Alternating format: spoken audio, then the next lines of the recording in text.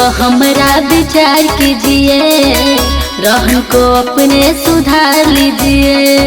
ए जी सुन लीजिए, सुधार लीजिए।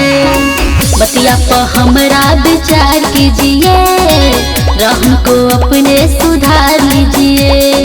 बहरी माजा मरवाए राजा, काहे न मेहरी तुमसे लड़ी।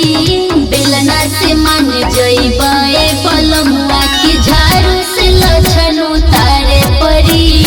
खुद ही सुधर जइबाए बलमुआ की जोहरा के हमरा सुधारे परी। बेलना से मान जइबाए बलमुआ, तोहरा के हमरा सुधारे परी। म्यूजिक बाय प्रिंस पवन।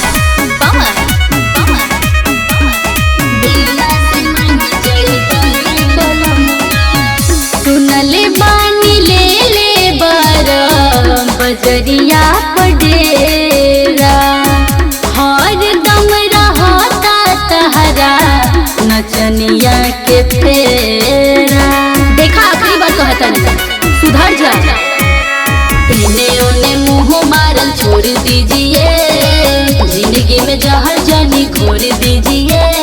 प्यार के भूत कपारे से तहरा लागता हमारे झारे परी।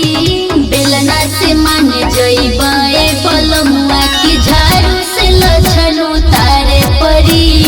खुद ही सुधर जइबाए बलमुआ की जोहरा के हमरा सुधारे परी। बेलना से मान जइबाए बलमुआ,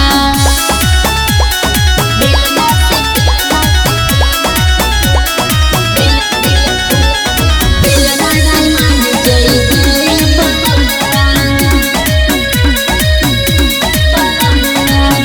घरवा के मुर्गी तोहरा दल लागे काहे, आन गार गलिया तोहरा लाल लागे काहे।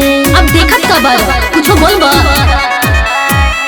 मरद के जात साचो हो खेले छछोना, लग जाले पीछे जब नारी देखे सोना।